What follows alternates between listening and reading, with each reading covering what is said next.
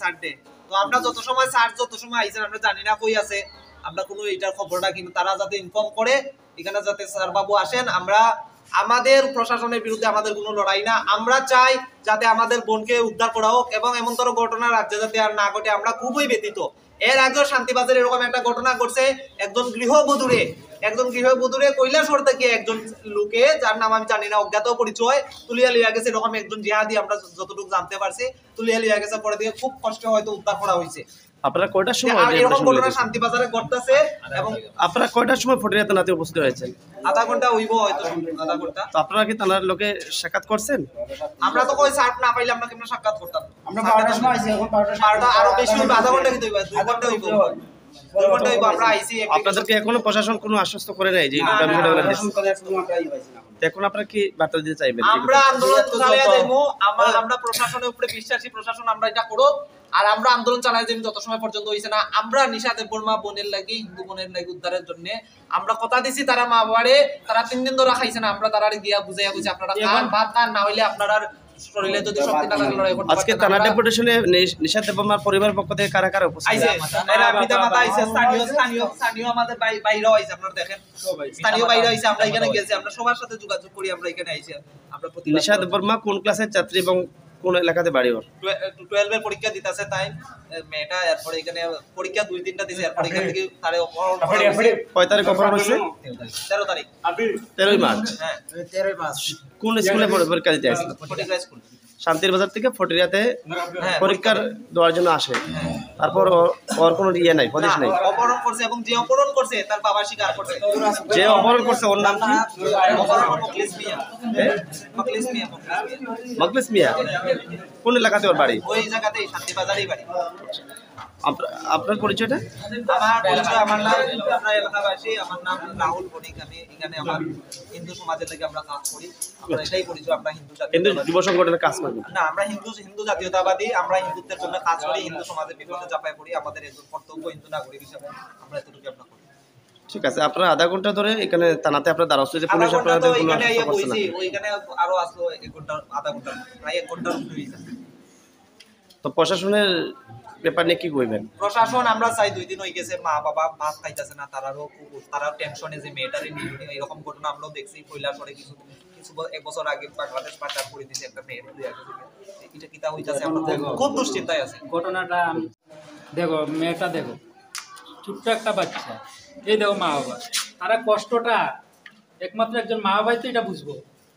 এই লাভজিয়াদরা যে এইভাবে হিন্দু মেয়েদেরকে টার্গেট করে, তারা যে এইভাবে অপহরণ করে ওদের কি করছে আজ পর্যন্ত দেখিনি যে লাভ জিহাদ করে একটা হিন্দু মেয়ে কোনোভাবে সুস্থভাবে অবস্থা আছে। হয়তো কোথায় নিয়ে বিক্রি করছে, কোথায় মার্ডার করছে, কোনোভাবেই এটা আমরা বন্ধ করতে পারছি না। তাই এই দেখো, একটা মা জানবে, একটা বাবা জানবে তার মেয়ের কি অবস্থায় আছে। এখন তাদের দেখো 3 দিন হয়েছে খাওয়া দাওয়া কিচ্ছু নাই, তাদের পাশে দাঁড়ানো আমরা কর্তব্য।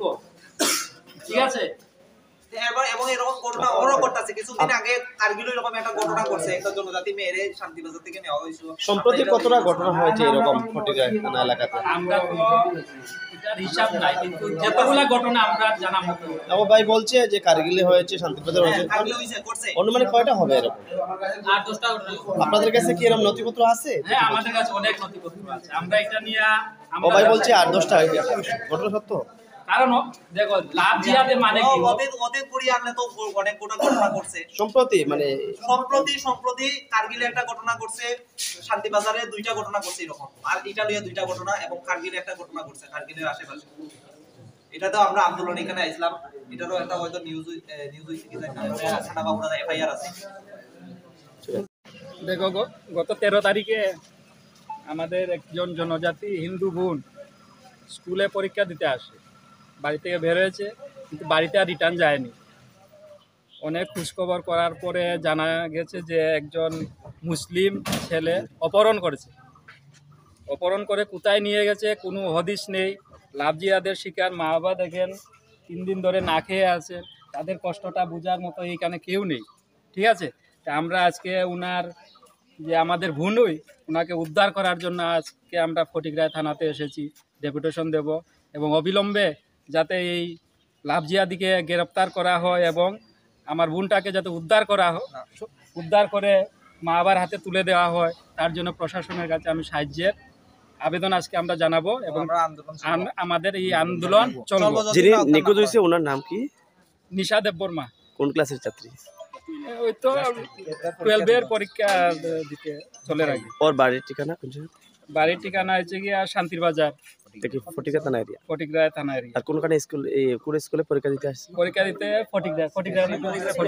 কয় তারিখ নিখোঁজ হয়েছিল? 13 তারিখ, 13 মার্চ। 13 মার্চ। কোন ক্লাসের ছাত্রী? ওই তো 12 ফাইনাল দে, 12 ফাইনাল। সেখানে পরীক্ষা দিতে আসলো? সকালবেলা বার হইছে, বাড়তেই ওই স্কুলে মানে পরীক্ষা দিতে পারছে না, নিখোঁজ হয়ে গেছে। তখন নিখোঁজ হয়েছে। আজ মাস্টারে ফোন করছিল বোধহয় না? যিনি নিখোঁজ করে নিয়েছে মানে ওনার নাম কি? নাম কি? মখলিস মিয়া। ওর বাড়ির ঠিকানা পাইছেন আপনার কাছে? এখন তো তাইনের মখলিস মিয়া তো তোমরা আশেপাশেই না? আশেপাশে, মানে শান্তির বাজার এরিয়াতে। শান্তির বাজার এরিয়া। আচ্ছা, কিভাবে জানলেন যে উনি নিয়ে গেছে?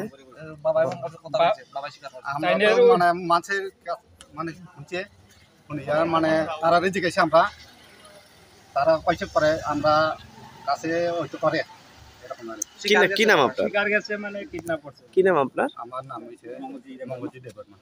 আচ্ছা, আপনার মেয়ে নিখোঁজ। আপনার মেয়ে। আচ্ছা, তখন কি চাইতেছেন প্রশাসনের কাছে? তখন তো প্রশাসনের কাছে চাই আমার মেয়ে তো আমি পাইতো। আচ্ছা, আমার মেয়ে আমার হাতে পাইলে আমি খুশি। আপনার ঘরে ছেলে মেয়ে কয়জন আছে? 3 জন মাত্র, ছেলে 1 জন, মেয়ে 2 জন। আর কত নম্বর মেয়ে নিখোঁজ হয়েছে? 2 নাম্বার। 9 নম্বর। আচ্ছা, যেদিন পরীক্ষা ছিল এদিন কি আপনারা গার্জেন আসলেন সঙ্গে করে, না গার্জিয়ান সঙ্গে আইছে না, ও বান্ধবীর সাথে আইছে? বান্ধবীর সাথে আইছে। আইছে। খালি বাড়িটা নিয়ে লম্বা দেখছে, মানে তারও লগে আইছে না আর এখন নাই। এখন আপনাদের দাবি কি? মেয়েটার উদ্ধার। আমার আমরা না হইলে আমাদের দীর্ঘ আন্দোলন আমরা চালিয়ে যাইমু এবং আমাদের যারা আপনারা কোন সংগঠনের পক্ষ থেকে আজকে ডেপুটেশন মিলতেছে? আমরা হইছি, আমরা এক কথা এখানে হিন্দু জাতীয়তাবাদী মানুষ, আমরা হিন্দু সম্প্রদায়ের মানুষ। আমাদের বোনকে যে কোনো ভাবে উদ্ধার করতে লাগবো। আমরা